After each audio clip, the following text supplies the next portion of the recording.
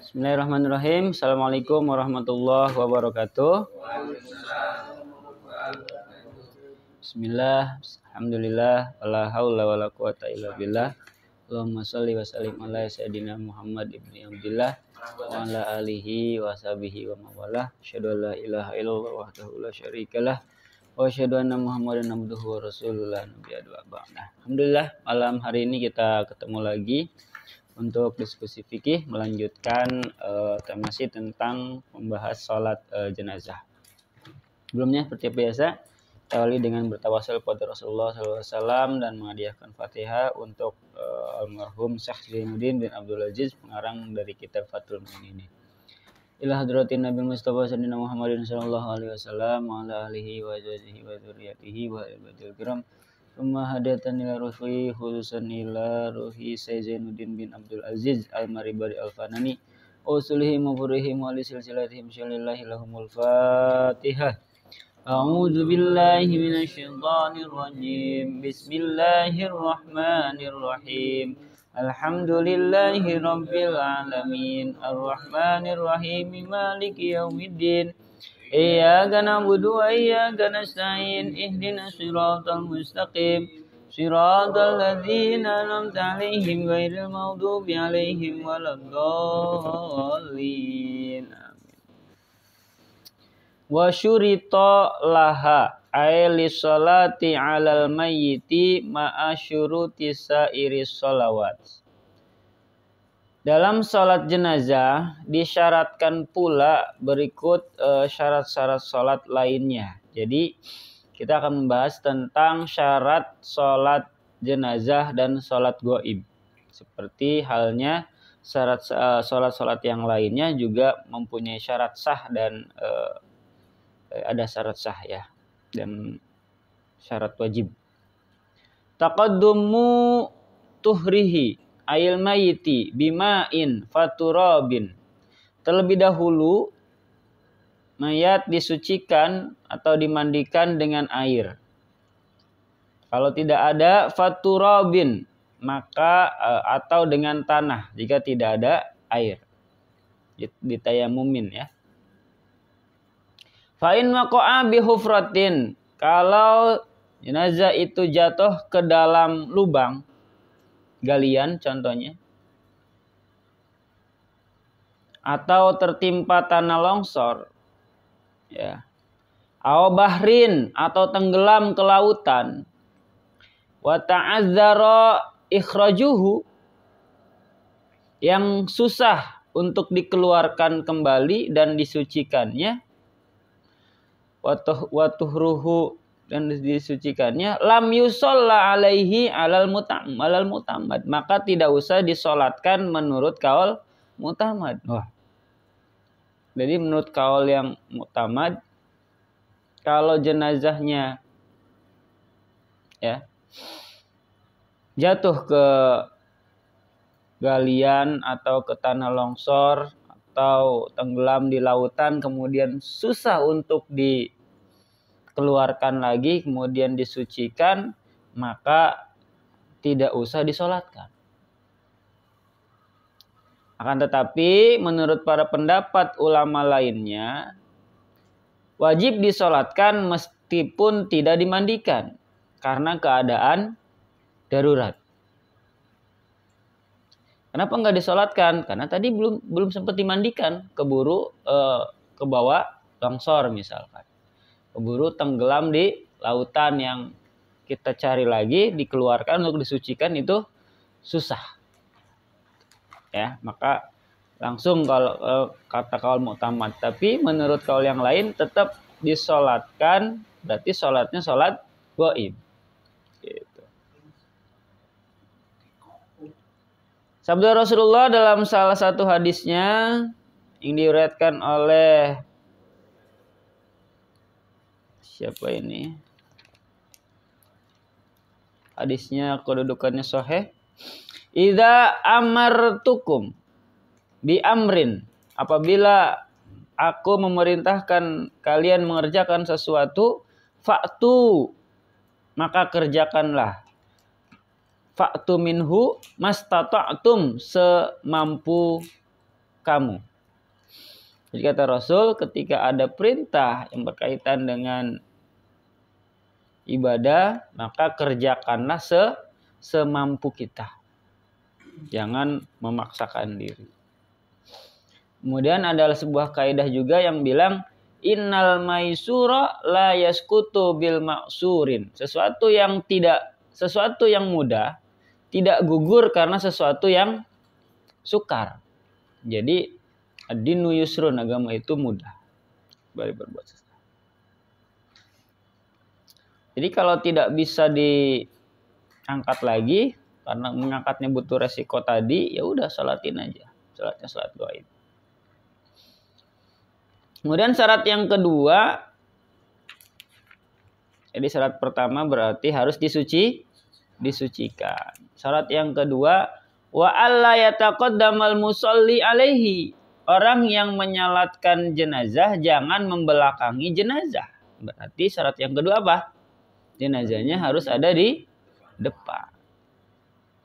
Ayil maiti ingkana hadiron, kalau jenazahnya hadir, artinya bukan gaib. Walau fi qabrin, walaupun sudah dimakamkan. Ada sebagian yang adatnya sholat di makam kan? Nah itu boleh. Karena tidak ada sujudnya dan seterusnya. Amal mayitul gaib, sedangkan jika mayitnya gaib, fala yadurru fihi, diletakkan di belakang orang yang menyalatkannya. Maka kalau gaib nggak ada, ya, fala yadurru fihi kaunuhu wara'al musalli. Misalkan kira-kira sholatnya menghadap ke sana, kita tahu nih lokasi ataupun jenazah ini adanya di kampung atau di kota sebelah belakang kita, itu nggak jadi masalah. Karena jenazahnya gaib, tidak hadir. Jadi ada yang hadir, ada yang gaib. Syarat yang kedua. Syarat yang ketiga, wa yusannu ja'lu sufufihim. Disunahkan mensejajarkan orang yang sholat jenazah salasatan, menjadi 3 saf atau 3 baris. Nah, ini juga kan pelaku nih. Bikin 3 baris gitu. Pada sunnah. Fa'aksara, atau lebih dari 3. Lil khabari sahih, berdasarkan hadis sahih. Man shalla alaihi salah satu sufufin. Barang siapa mensolatkan mayat mencapai 3 shaf, faqad aujaba, maka jenazah mayat tadi itu berhak menerima ampunan Allah. Jadi ada jaminan dari Rasulullah ketika sholat jenazahnya itu lebih dari 3 baris, maka ada ampunan. Dalam arti siksa kuburnya tidak terlalu berat. Ayyaghfirolahu wala yundabu ta'khiruha, tidak disunahkan mengakhirkan sholat jenazah li ziyadatil musallin, karena menunggu orang yang mau sholat. Jadi tidak disunahkan, artinya makruh kalau kita mengakhirkan, menunda-nunda mensolatkan orang karena nunggu supaya jamaahnya banyak dulu. Kecuali ilali waliyin, kecuali yang ditunggu itu keluarganya si jenazah. Kalau itu keluarganya yang ditunggu, itu masih diperbolehkan. Tapi kalau nggak ada keluarganya yang ditunggu, hanya nungguin orang-orang yang mau sholat supaya banyak, nah itu tidak disunahkan. Dalam arti makruh ya.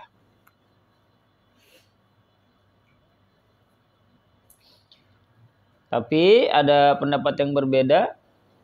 Wakhtara ba'dul muhaqqiqin, sebagian dari ahli tahqiq memilih annahu idza lam yukhsha taghayyuruhu, bahwasanya bila keadaan mayat tidak dikhawatirkan berubah,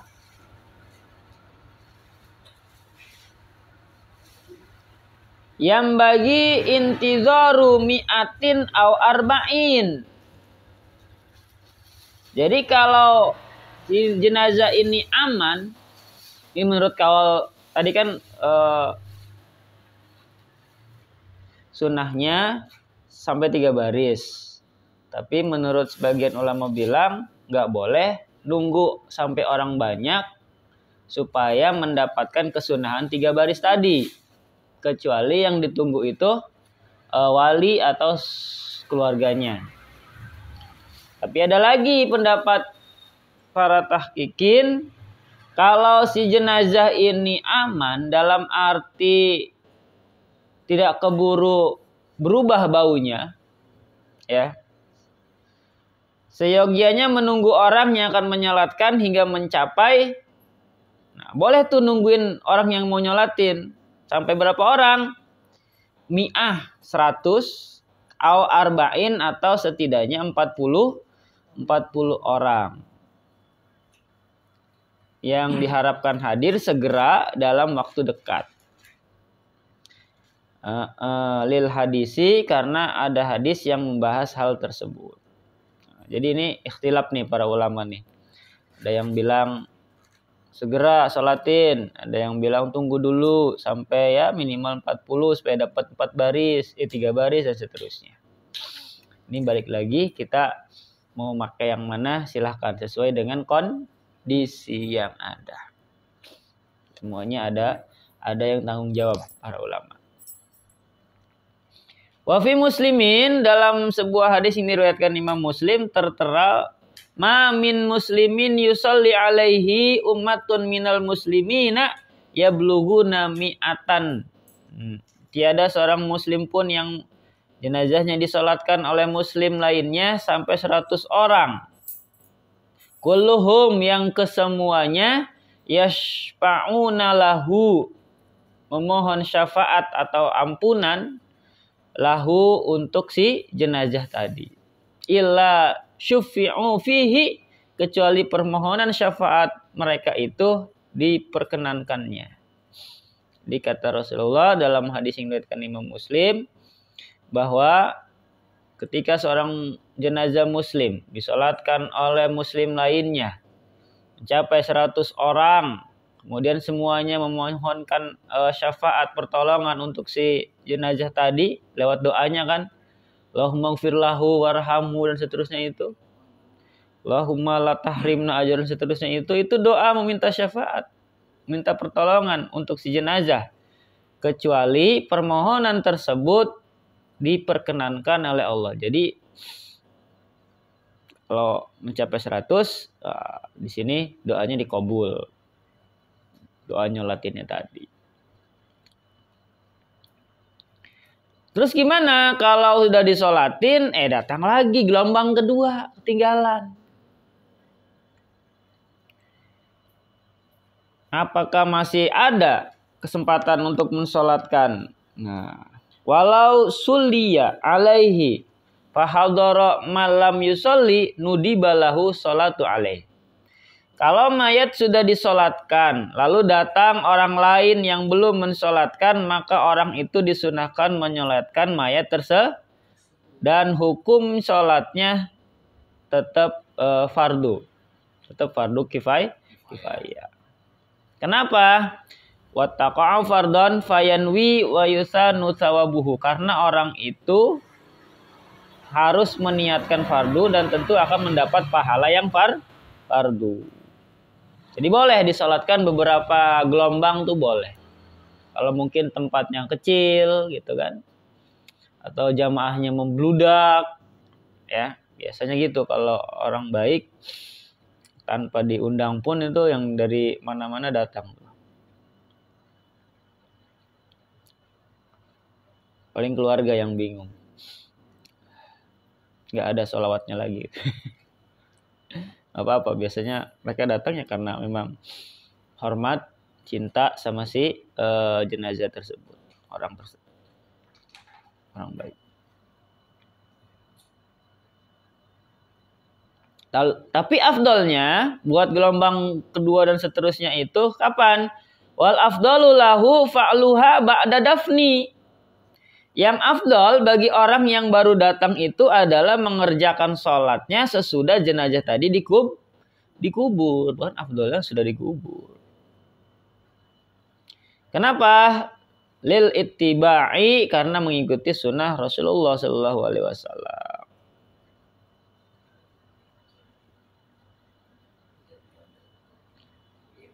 Nah, terus kalau dia jamaah pertama, terus yang kedua datang sendirian, sholatinnya dia sholat sendiri kan, beres sholat sendiri, datang lagi ternyata sekelompok orang, gimana tuh? Apakah dia harus ngulang jamaah sama yang baru datang tadi, atau yang munfarid tadi itu sudah cukup? Sini dijelaskan, walau munfaridan, wala yundabu liman sholaha walau munfaridan. Orang yang sudah mensolatkan jenazah sekalipun sholatnya munfarid tidak disunahkan mengulanginya lagi. I'adatuha ma'a jama'atin, dengan berjamaah. Jadi udah cukup sholat sendirian aja. Fa'in a'adaha, kalau ia tetap kepengen ngulang, waqa'at naflan, maka hukum mengulangnya jatuh sunnah. Ulang aja saya, katanya kan sholat sendiri jenazah kayaknya kurang afdol. Apa? Ikut sama orang lain, ya tetap dia dapat pahala sunnah. Pahala fardhunya tadi yang pertama, yang munfarid. Wa qala ba'duhum al-i'adatu khilaful aula. Sebagian ulama yang lain menyatakan mengulang sholat jenazah itu menyalahi keutamaan. Ya diulang, tapi yang lain menyalahi keutamaan.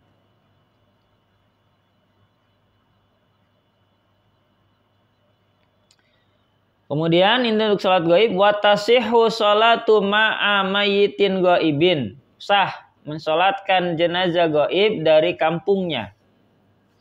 Misalkan lagi haji atau umrah, wafat di sana, di sini nyolatin. Boleh gak? Silahkan. Namanya salat gaib. An baladin bi ayyakunal mayyitu bimahali ba'idin anil balad. Yang hal itu dilakukan bila jenazah tadi berada di tempat yang jauh dari kampung atau negara orang tersebut yang mensolatkan. Bihaitsu la yunsabu ilaiha urfan. Sekiranya tidak sanggup, maksudnya sekiranya tidak dianggap sekampung menurut adat. Ya, artinya misal kita di sini DPR, kemudian ada yang meninggalnya mungkin di kampung yang lain. Nah itu kalau kita nyolatinya di sini, jenazahnya di sana, tetap dianggap sholat gaib. Pengertian kampung di sini apakah luas atau sempit nih? Ada yang menganggap batas negara dan seterusnya, batas kecamatan luas banget ini.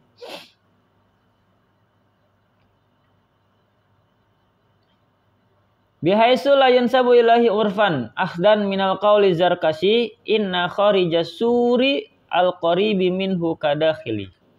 Sungguhnya menurut saya Zarkashi, sungguhnya orang yang di luar bentang kampung yang dekat dari kampungnya termasuk orang dalam. Orang dekat itu ialah bila mana antara penduduk suatu kampung dengan kampung lainnya suka saling pinjam. Kampung ini suka pinjam dengan orang kampung sebelah, nah itu enggak termasuk beda kampung, masih dianggap satu kampung. Sah mensolatkan gaib sebagaimana Nabi Muhammad SAW mensolatkan Raja Najasyi Ethiopia. Jadi Nabi Muhammad pernah dulu mensolatkan gaib salah seorang sahabat beliau, seorang raja di Ethiopia itu Afrika ya.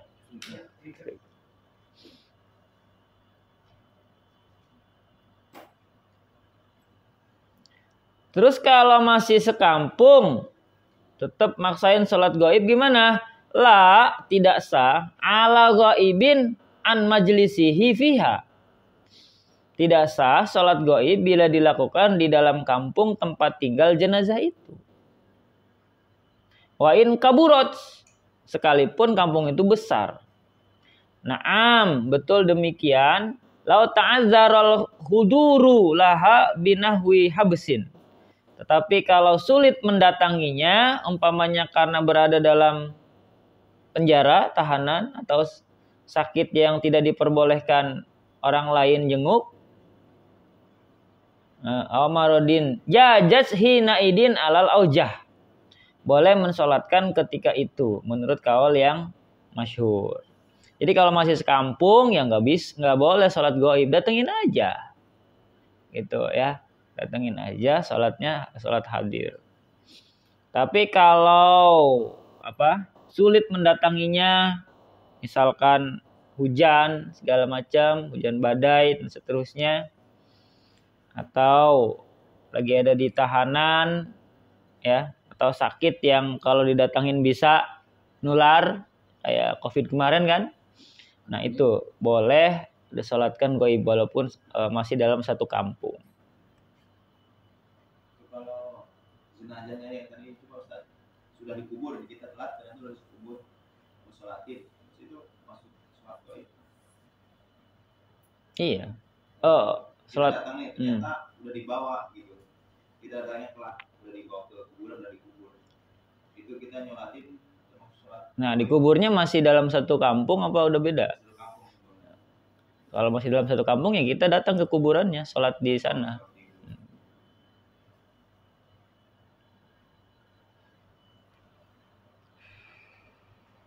Yang dulu Pak, ya. Tadi kan disebutin bahwa kalau yang pertama itu rombongan yang pertama adalah fardhu kifayah. Terus rombongan kedua ketiga ini tadi kan disebutin lebih afdalnya adalah setelah dikubur kan? Ya, sholatnya. Berarti yang paling afdal adalah ikut jamaah yang pertama, yang kedua ketiga sebenarnya udah nggak begitu afdal atau gimana tadi? Betul. Yang utama yang pertama tadi. Tapi kalau mungkin dia ketinggalan, ya kan, udah nyampe situ ketinggalan, bisa mau balik lagi. Nah, maka dia sholat tetap dapat pahala fardu kifayahnya tetap. Cuman dari segi keafdolannya tetap ikut yang pertama tadi. Tapi kalau tidak ketinggalan jadi posisinya masih di masjid terus kita datang. Itu apakah nanti nunggu dikubur dulu atau tetap itu tetap ya kalau pengen afdol nunggu dikubur dulu tadi. Oh gitu, pokoknya setelah yang pertama itu pokoknya nunggu dikubur dulu ya. Ya. Tapi kan di kita biasanya berkali-kali dulu gitu kan, baru dikubur setelah itu. Itu juga nggak apa-apa. Tapi yang afdol tadi nunggu dikubur dulu baru jamaah berikutnya, yang gelombang berikutnya itu yang utama. Tapi kalau yang mengulang-ulang itu Pak ya, si imamnya gimana? Imamnya? Jadi kan biasanya kan imam yang pertama, terus kedua lagi jadi imam lagi, ketiga lagi jadi imam lagi. Itu bagaimana itu? Sebaiknya dengan imam yang berbeda. Tapi kalaupun dia mau sholat lagi, nggak jadi masalah berkali-kali.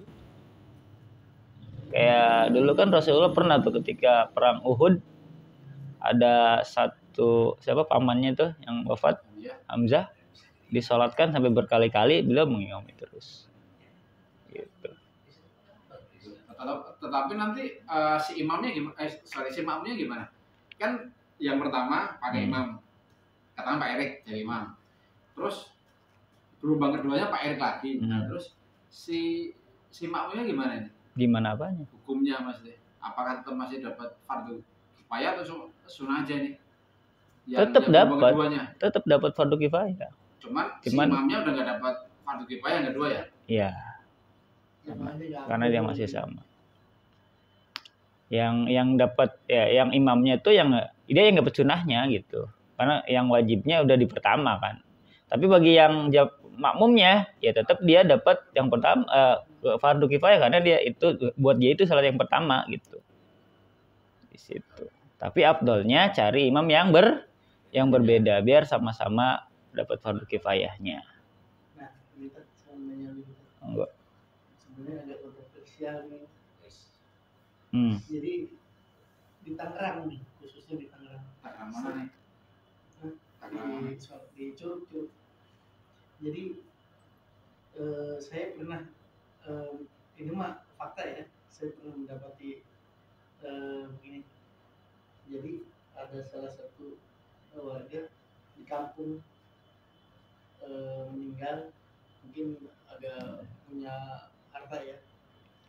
Jadi kalau yang mensolatin itu dapat uang.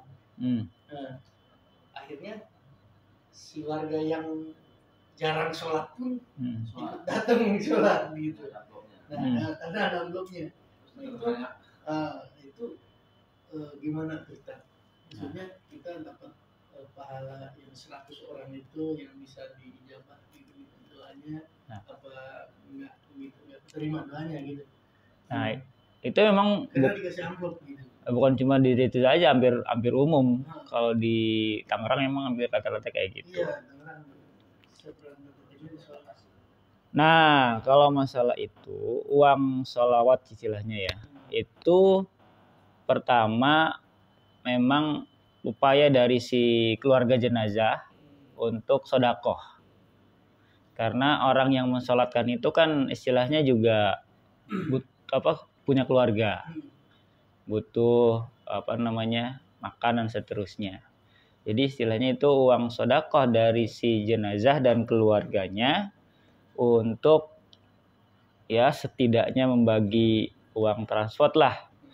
Nah, itu bisa dijadikan ini juga, bisa dijadikan motivasi juga untuk jamaah sekitar tadi yang sampai yang nggak sholat aja ikut sholat gitu kan. Nah, dan jadi untuk keluarga jenazah itu nggak jadi masalah karena niatnya sedekah.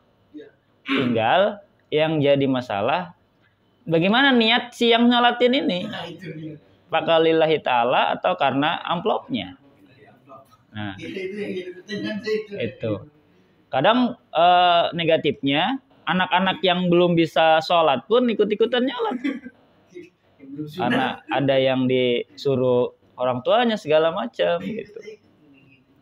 Tapi positifnya ya bisa tadi memenuhi kuota 100 orang tadi kalau dibegitukan. Tapi negatifnya juga jangan sampai gara-gara itu sampai berhutang segala macam nih keluarga nih. Kalau nggak ada ya nggak usah dipaksakan. Tapi karena sudah adat biasanya nggak ada juga diada-adain gitu. Apalagi kan itu istilahnya momen terakhir buat keluarga itu nunjukin bakti dia kepada si jenazah gitu. Jadi kalau ditanya hukumnya gimana ya secara fikih selama sholatnya sah gitu kan sesuai dengan syarat dan rukunnya ya nggak jadi masalah.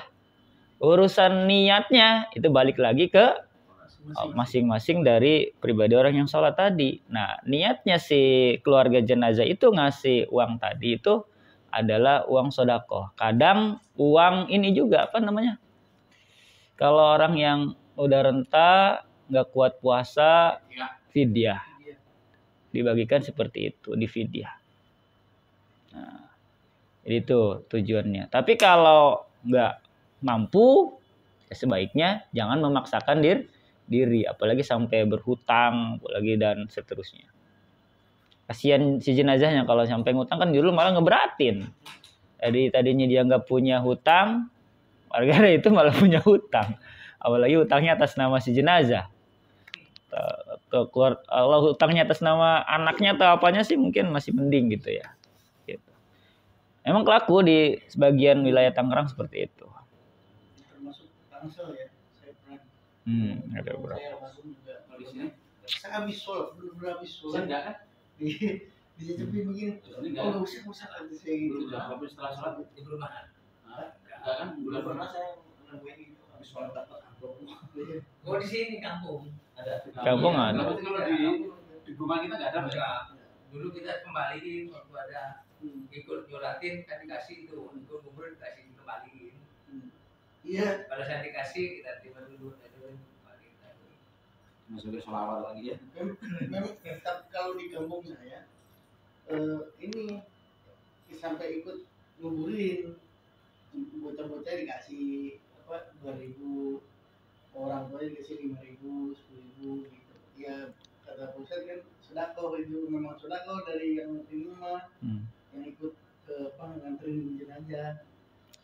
Jadi nggak pas habis sholat kalau buat saya mah gitu. Jadi sampai selesai gitu. Dan itu juga nggak gede. Itu balik lagi ke adat dari wilayah masing-masing sih sebenarnya itu. Karena udah kelaku seperti itu. Kemarin di sini juga iya nih, waktu meninggalnya mantan sekdes. Kan yang jadi kontroversi itu tadi tuh yang nggak mampu terus maksain itu yang sampai itu. Oh itu yang mau nyolatin sampai ke jalan-jalan itu, akuan persoalannya. Waduh, Jadi pertanyaan udah kayak gitu, baru kayak itu gitu mah. kan udah beda kampung gimana bisa sholatnya gitu. Terus kalau sholat jenazah itu bisa perempuan ya Pak? Atau laki-laki saja? Setahu saya perempuan juga boleh. Itu jarang banget. Jarang. Memang kaprahnya laki-laki. Dan mungkin di depan ada jelasannya ya. Lanjut dulu nih sedikit lagi. Karena pun tidak ada apa, secara khusus tidak ada anjuran, cuman bisa, itu bisa. Kan di mana sama sih nggak jarang kalau buat ikut menyolatkan.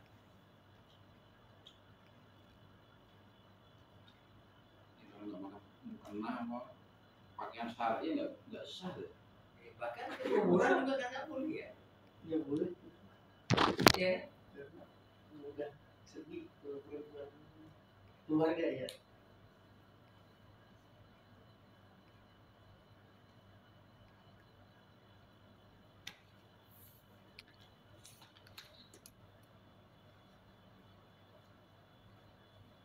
Oke, lanjutannya. Watasihu dan sah ala hadirin mensolatkan mayat yang hadir yang sudah dikuburkan madfunin walau ba'da balaihi walaupun sudah hancur. Artinya mungkin udah lama meninggalnya gitu kan baru ketahuan seterusnya. Walau udah dikubur udah lama udah hancur masih kita sholatkin itu masih sah gitu ya.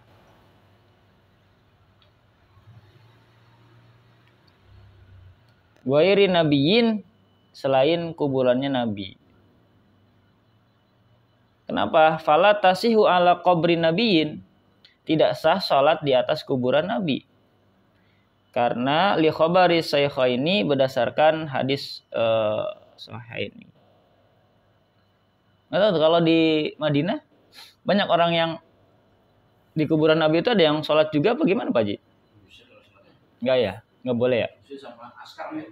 Paling di luar-luarnya ada yang ini ya. Lama aja bisa ya. Ziarah doang mungkin ya. Kan nempel sama Masjid Madinah kan intinya. Iya sebenarnya. Makamnya. Tapi kalau sholat segala macam tuh sampai tumpah-tumpah ke situ enggak? Kalau lagi sholat fardu gitu, sampai ke situ-situ enggak jamaahnya? Enggak ya. Tetap ada batasnya. Iya. Karena ada waktunya nanti. Dan di dalam pun ziarah doang kan, nggak ada yang sampai sholat gaib ke Rasulullah. Jadi kalau dia makan sangat ketat sekali maksudnya. Kayak udah dihitung loh sekarang itu.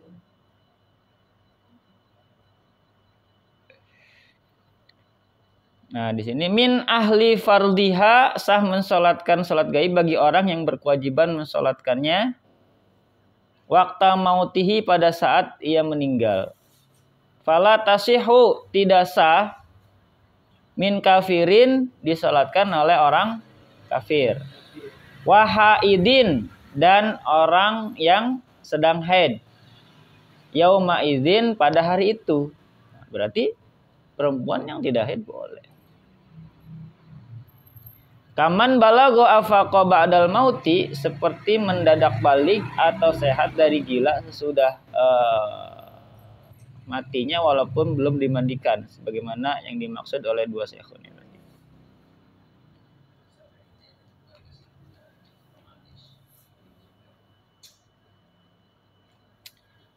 Terus gimana? Kampungnya sepi, yang nyolatinnya dikit. Gugur gak tuh kewajibannya? Ya. Wasaqatul fardu fiha bidzakarin walau sobiyan. kefarduan sholat jenazah tadi yang fardu kifayah menjadi gugur bila telah dikerjakan oleh seorang laki-laki. Walaupun satu orang cukup. Itu bapak-bapaknya nggak ada, adanya anak-anak gimana? Walau sobiyan sekalipun oleh anak-anak, tapi mumayizan yang sudah mumayiz. Jangan sama angkatan si Hanif, nggak belum mumayiz karena belum bisa dibilangin. Bedanya anak yang mumayiz ya ketika diarahin dia udah paham. Kan ada anak yang di bawah itu kita ngomong apapun ya buat dia itu main gitu. Jadi enggak ini. Walau ma'a wujudi balighin, walaupun ada orang yang sudah balik tetapi tidak mensolatkan, cukup tuh si sobiyin mumayizin tadi. Wa ilam yahfiddil Fatihah, meskipun anak tersebut belum hafal Fatihah. Anaknya belum hafal Fatihah. Sudah boleh. Wala ghairaha, dan bacaan lainnya. Bal waqafa biqadriha, bahkan sekalipun dengan cara diam seukuran membaca Fatihah. Sedih banget ya. Disolatin sama anak walaupun sudah mumayyiz, Fatihah aja dia belum hafal. Itu cukup dengan hanya dia berdiri, kemudian diam sekira-kira bacaan Fatihah, kemudian lanjut takbir lagi, diam lagi sekira-kira bacaan orang baca doa, takbir lagi, itu cukup. Nah, asal bisa takbirnya. Walaupun sebenarnya di situ ada orang yang hafal Fatihah, tapi yang nyolatin si anak tadi doang. Bal waqafa biqadriha walau ma'a wujudi man yahfazuha. La bi unsa ma'a wujudihi. Tidak sah atau artinya tidak hilang fardu kifayah tadi. Disolatkan jenazah tadi oleh seorang wanita apabila ada laki-laki yang hafal Fatihah. Jadi kalau sama anak kecil laki-laki walaupun belum hafal Fatihah cukup, tapi kalau sama perempuan, sedangkan di situ ada laki-laki yang sudah hafal Fatihah, walaupun si perempuan itu sudah mensolatkan jenazah tadi belum cukup, belum hilang kewajiban fardu kifayahnya. Gitu ya. Kecuali nggak ada laki-laki tadi, nggak ada orang lagi selain dia, si perempuan itu, maka dicukupkan. Gitu.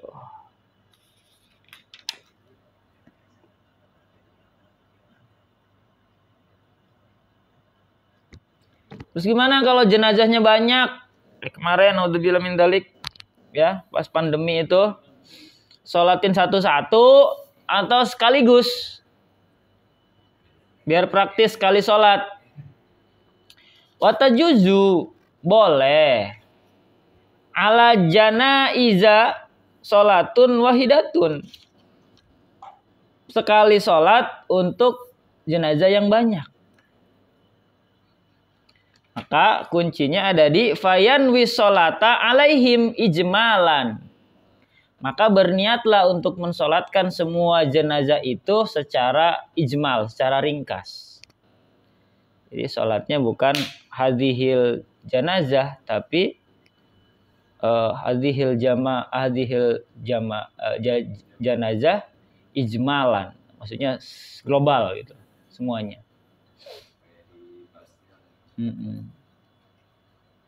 Itu tidak ada persyaratan jumlah berapa, nggak ada saja. Nggak ada. Jenazah. Jenazahnya apa jamaahnya nih? Jemaahnya. Nggak ada. Sebanyak-banyaknya. Termasuk jenazahnya yang banyak juga kita sholatin sekaligus bisa. Berarti nyolatin jenazah di mana aja? Apa di masjid atau di musola harus? Abdulnya di masjid atau di makamnya. Kemudian di sini ada keharaman, waharuma, diharamkan. Takhiruha anidafni, mengakhirkan sholat jenazah hingga selesai menguburnya. Sholat ditangguhkan hingga mayat selesai dikubur, tetapi gugur kewajiban dengan sholat di atas kuburannya. Hanya berdosa karena mengakhirkan. Tadi di awal bilang afdolnya setelah dikubur. Di sini ada pernyataan lagi, justru haram mengakhirkan sholat jenazah hingga selesai penguburannya. Bisa jadi. Tetapi gugur kewajiban dengan sholat di atas kuburnya, hanya berdosa karena mengakhirkan. Mungkin yang boleh itu saking jauhnya mungkin ya. Ini yang ada dari awal, dia hadir di situ, tapi sholatnya ditunda-tunda, diakhir-akhirkan dengan sengaja. Gitu. Itu yang nggak boleh. Nah, terus kalau ada orang yang beda agama dengan kita sholatin gimana tuh? Wa tahrumu sholatun ala kafirin. Haram hukumnya mensolatkan jenazah yang kafir. Lihurmati doa, dan mendoakannya agar diampuni oleh Allah Subhanahu wa taala. Lihurmati doa lahu bil maghfirah. Qala ta'ala, Allah Subhanahu wa taala berfirman, wala tusalli ala ahadin minhum mata abadan. Janganlah kamu sekali-kali mensolatkan jenazah seseorang yang mati di antara kamu dalam keadaan kafir. Orang-orang yang kafir tadi. At-Taubah ayat 84. Terus mualaf gimana?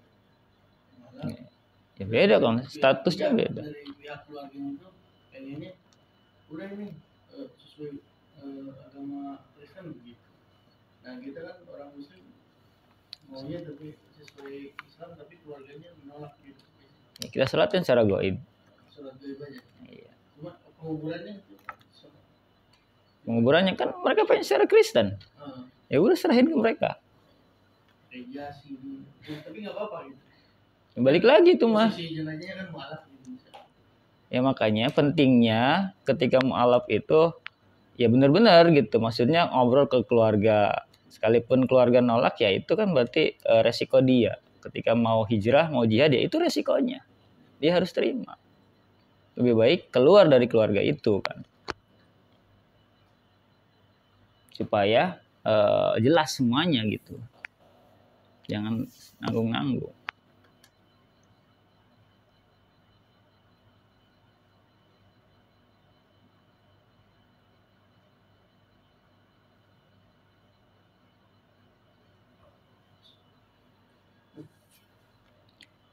Wa minhum atfalul kufari sawaun.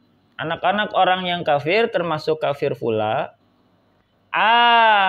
Nataku bisyahadataini. Baik mereka pernah mengucapkan 2 kalimat syahadat, amla ataupun belum.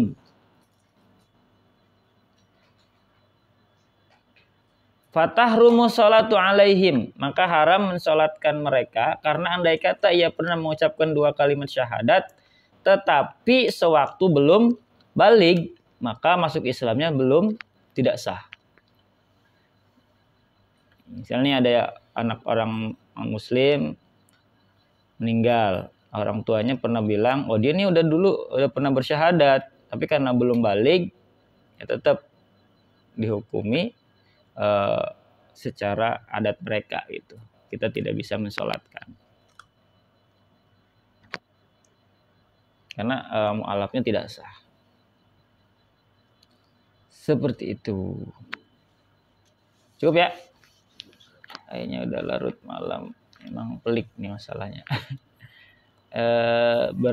Berbenturan dengan adat-adat yang ada di wilayah-wilayah masing-masing, segala macam. Tapi intinya, ya tadi seperti itu, aturan yang ditetapkan oleh para ulama-ulama fikih berdasarkan ijtihad, berdasarkan kajian mereka dengan menggunakan banyak perangkat keilmuan dari ilmu tafsirnya, ilmu hadisnya dari Rasulullah, sehingga terciptalah sebuah hukum fikih. Jadi kalau Al-Quran, hadis itu sumber hukum, Tapi kalau fikih itu sudah jadi produk hukumnya. Nah, makanya nanti beda-beda tiap mazhab kan, karena yang mengkajinya juga berbeda gitu hasil ijtihadnya. Itu aja, mudah-mudahan bisa dipahami dan bisa kita amalkan dalam keseharian kita. Karena ya yang namanya kematian kan pasti ada di lingkungan kita. Kita tutup dengan sama-sama baca hamdalah. Alhamdulillahirabbil alamin. Mohon maaf apabila ada kesalahan dalam penjelasan saya tadi. Taufiq wal hidayah. Assalamualaikum warahmatullahi wabarakatuh. Waalaikumsalam warahmatullahi wabarakatuh.